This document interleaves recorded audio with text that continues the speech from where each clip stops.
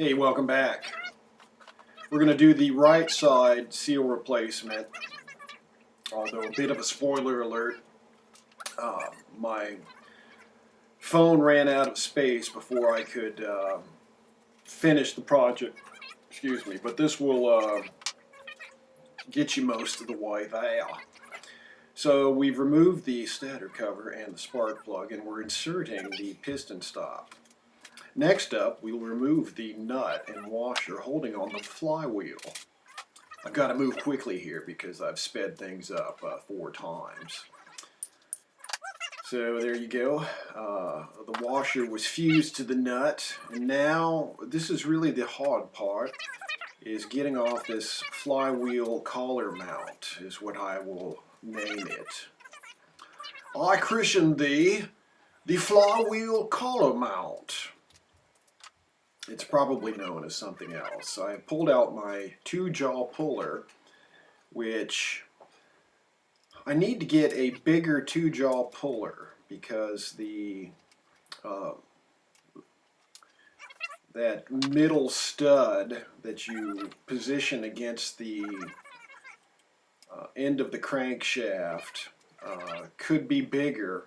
The smaller one that comes with this has a tendency of damaging the crankshaft threads, which you do not want to do. And I think I've put a washer or 2 in between to kind of help out, but even that is not enough.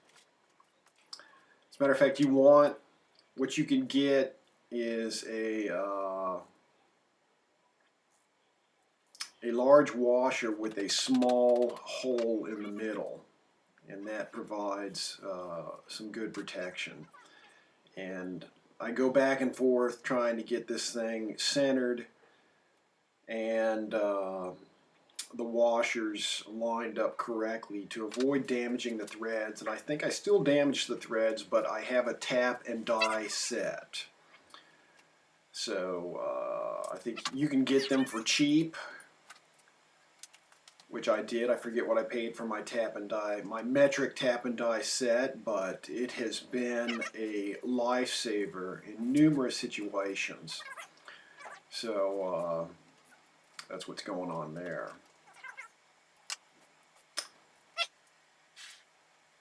Okay dokie.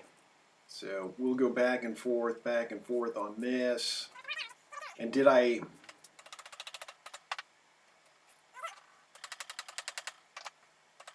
aren't you glad I sped this up 4 times? Because this would be really frustrating to watch. It may still be really frustrating to watch. I bring out my 3-jaw puller, which is slightly bigger. You can also get a set of these pullers on Amazon.com, a set of 3 pullers for relatively cheap. I forget how much, maybe 30 bucks. And maybe there are more expensive ones out there. I'm sure there are. What am I talking about? Maybe. But these seem to work fairly well. I wonder, a lot of times you'll get a combination 2-3-jaw puller where you can either make it a 3-jaw or make it a 2-jaw. And that's what the deal is with my little one. I wonder if my bigger one converts. It probably doesn't. But here I am trying to fix the threads because I've already messed them up. And I've got a die, and I am recutting the threads. Sometimes it's difficult to get it on there because you've damaged the outermost threads. There we go. Life is good. And this is the original engine that was on that Orange Express. And I've already replaced the left side seal because I was forced to, because after about 5 minutes of riding it, it would start burning oil like crazy. So I bought a clutch puller and got that done. My next project is I have an express case, and I'm trying to show you there. You might want to pause it. The bigger washer with the smaller diameter hole in the center that offers much more protection for these threads. As a matter of fact, I think it offered complete protection.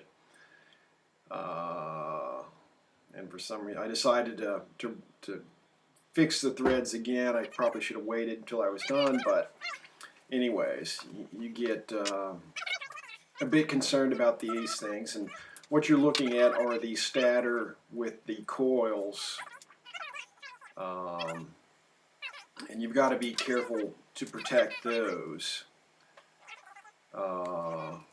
And oh, I popped it off. I didn't even see it. We'll have to rewind and look at that, but I popped off the collar. Oh, and what I'm doing now is on the intake there's a little clip that holds those wires down. Unfortunately, the screw stripped, because that's what they do when they become 3.5 decades of age old. So I'm using my impact driver and popped it right out. The impact driver is an essential tool for the Honda Express and probably other nopeds. So buy yourself one. I think they're like $10. And then I'm cleaning out the inside, and you can tell if the seal's bad if you've got a gas oil mixture coating the insides of the stator housing. I gotta quit trying to do this Australian accent because it's just terrible. Terrible, mate. Anyhow, and then you can't tell, but that seal has wandered. Either it was installed incorrectly. I think someone was in here probably before me, or it wandered in much further than it should be, and this thing will not come out for the life of me. I don't know what they used. They used some sort of super glue or something to adhere it to its housing, but that thing, as a matter of fact, I think I run out of video before I pop it out. So I did finally, I even tried to heat it up with a torch, which you'll probably see shortly. Maybe not the best idea, but I thought maybe I could get it to separate from its housing that way. So I've got my little paint can key, which usually pops these things out no problem, but no such luck here.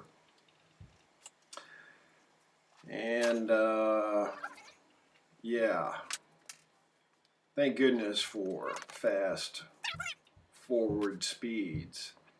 Here's another look at the frustration. But this seal was definitely in need of replacement. Of course, if someone adhered it with some super strength adhesive, then it did not wander and it was installed improperly. So not sure, or maybe just through age, it just adhered. I've never had a seal this hard to pop out. Usually they come out within 5 seconds and they get thrown across the room and you never see them again because you don't know where they went. So this has been a challenge, and I've moved the stator out of the way to prevent damaging it. But I guess I'll talk a little bit about insulation. If you watch the right side, or the left side seal, the right side seal is the same. I got that oversized washer which fits over the crankshaft, and a piece of PVC pipe which also fits over the crankshaft, and then you just want to tap it in to where it's flush with its housing. Don't go overboard. If you tap it in too far and it gets off center, you have to pull it out and put in a new seal, because you'll ruin the seal when you pull it back out. Don't try to reinstall the seal that you have pulled out unless you are just that much better than me. And maybe you are. I don't know. If you were, you wouldn't be watching this video. And then I use on the right side only, since there's no oil on this side, at least not a bath of oil like on the left side. I use a little Yamabond on the edges. Some people don't like that and say don't do that, but I do it on the dry applications. And then reattach the stator with the two 10mm bolts. Pull the wiring through. Tight, put the collar back on. Be sure to mind the woodruff key, which is on the bottom here in this case, depending on where your crankshaft is spun to. And then reinsert the flywheel and torque down to about 25 foot-pounds. And then put the stator cover on, and life is good. I hope I caught some footage of me burning it with a torch. That would be exciting. A little WD-40. That doesn't help. It does help clean out the inside. Any day now. Any day now. Pull out the torch. Come on, man. And the reason you want to replace the crank seals is if they've gone bad and are no longer sealing properly, they will let extra air into the combustion process. And that will lean out your engine. And there we go. Torch it up. Don't recommend this, but I did it anyways. And it did eventually come out. So there you have it. And we convene our efforts to get this out. Is this you? That's me. Can you dig it? Are you making another video? Yeah, why not? Right now? I'm doing the sound. Looks like you're going to be on it. Check out the fire, the torch fire. What do you think of that? Look at the smoke. That really stunk up the garage. I think the garage still stinks this morning from it. Burning some rubber seal or whatever it's made out of. Digging in with the screwdriver. This is not recommended either. Don't damage things. Fortunately, I didn't. But anyways, there is most of the seal replacement process. Anything you'd like to add, Chuck?